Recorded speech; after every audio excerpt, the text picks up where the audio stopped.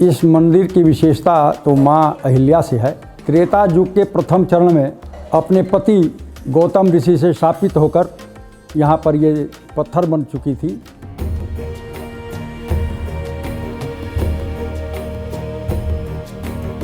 यहाँ से लोग पंचकोशी परिक्रमा करते हैं।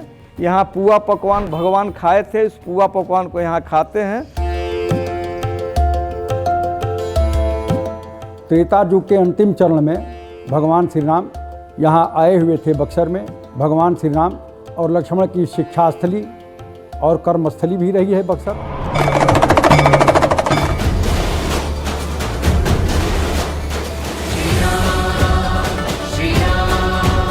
भगवान को जब स्त्री वध का दोष लगा ताड़िका का, उसी को श्रापित से मुक्त होने के लिए पंचकोशी परिक्रमा भगवान किए हैं।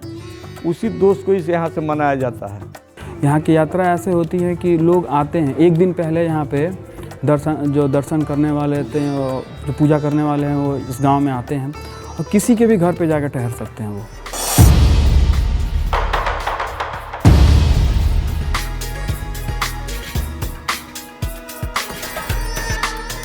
संपूर्ण भारत को जोड़ती राममय यात्रा कण कण में राम पहुंच चुकी है बिहार के बक्सर जिले में।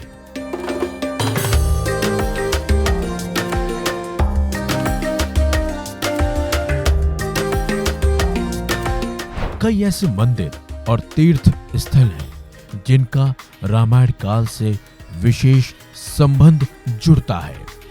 इन्हीं में से एक है बिहार के बक्सर में अहिरौली का माता अहिल्या स्थान। यही वो पावन स्थली है जो त्रेता युग में भगवान श्री राम के चरण पड़ने से धन्य हो उठी थी। आज जिस स्थान में माता अहिल्या का ये धाम है, वहीं पर भगवान राम ने शिला बन चुकी माता अहिल्या को अपने चरणों से छूकर उनका उद्धार किया था। ऐसा माना जाता है कि त्रेता युग में श्री राम और श्री लक्ष्मण की पंचकोशी यात्रा बक्सर के अहिरौली में इसी सिद्धाश्रम से शुरू हुई थी। ताड़िका वध, स्त्री वध का जब भगवान पे दोष लगा तो उसी समय विश्वामित्र मुनि से पूछे कि इससे श्रापित मुक्त हम लोग कैसे होंगे, इसलिए कि स्त्री वध तो करना नहीं है। उस समय ये हुआ कि ये 5 ऋषियों के यहाँ दर्शन करने से ये आपको श्राप से मुक्ति मिलेगी। यही पंचकोशी परिक्रमा हुआ है। इसी स्थान पर कभी महर्षि गौतम का आश्रम था, जो अपनी भार्य अहिल्या के साथ रहा करते थे। त्रेता में श्री राम और श्री लक्ष्मण जी ने अपने गुरु ऋषि विश्वामित्र के साथ जब मिथिला में स्थित विदेह नगरी जनकपुर की ओर जा रहे थे तो निर्जन वन में उन्हें एक आश्रम दिखाई दिया, लेकिन वहां उन्हें ना कोई मुनि दिखे और ना ही कोई अनुचर दिखाई दिए। इस पर श्री राम ने आश्चर्य से ऋषि विश्वामित्र से इसका कारण पूछा। तब ऋषि विश्वामित्र ने उन्हें बताया कि यह आश्रम महर्षि गौतम का है। यहाँ वो तो नहीं रहते, लेकिन शीला रूप में आज भी उनकी अर्धांगिनी आपके चरण रज की प्रतीक्षा में है। ऋषि विश्वामित्र के कहने पर जब प्रभु राम ने उस शिला को अपने चरणों से स्पर्श किया तो देवी अहिल्या पुनः स्त्री के रूप में आई और इस तरह से उनका उद्धार हुआ। आपकी पदधूलि चाहती है और पदधूलि मिल जाएगी तो ये जो है इनका उद्धार हो जाएगा। और उन्होंने ऐसा ही किया।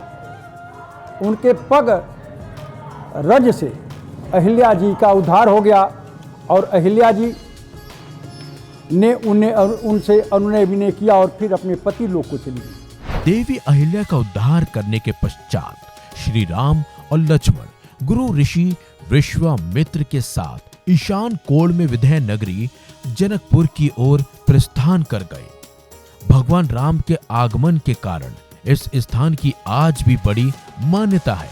माना जाता है अपने जिन पावन चरण रज से उन्होंने देवी अहिल्या को श्राप मुक्त कर उनका उद्धार किया था, वो चरण आज भी यहाँ मिट्टी में है। श्रद्धालुओं का मानना है कि माता अहिल्या के इस पावन धाम में आने वालों को कष्टों से मुक्ति मिलती है। परसद पद पावन शोक न सावन प्रगट भई तप पुंज सही। तीर्थ यात्री आज भी अगहन मास में गंगा में पवित्र स्नान के साथ शुरू होने वाली पंचकोशी यात्रा से जुड़ते हैं। लाखों भक्त यहाँ हर वर्ष कई धार्मिक कर्मकांड और जल भरी कलश यात्रा, श्रीमद् भगवत कथा और सनातन संस्कृति समागम आदि में सम्मिलित होते हैं। अयोध्या में भगवान श्री राम के मंदिर के साथ साथ रामायण कालीन इस महत्वपूर्ण तीर्थ स्थल की महिमा भी अलौकिक हो उठी है। बिहार के बक्सर जिले के इस पवित्र स्थल पर आने वाले लोग भी अयोध्या में भगवान श्री राम के भव्य मंदिर को लेकर उत्साहित हैं।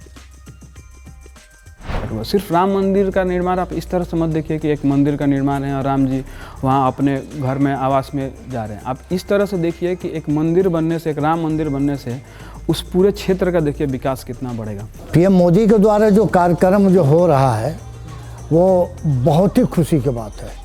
आज तक किसी ने भी ऐसा आगे बढ़ के काम नहीं किया। आज सनातन धर्म को लेके, हिंदू धर्म को लेके जिस तरह का वो आगे बढ़ रहे हैं और लोगों को जागरूक किए हैं कि सनातन धर्म क्या है, उनके कार्य का तो और कहना माने कोई शब्द ही नहीं है, इतनी सुंदर वो काम कर रहे हैं।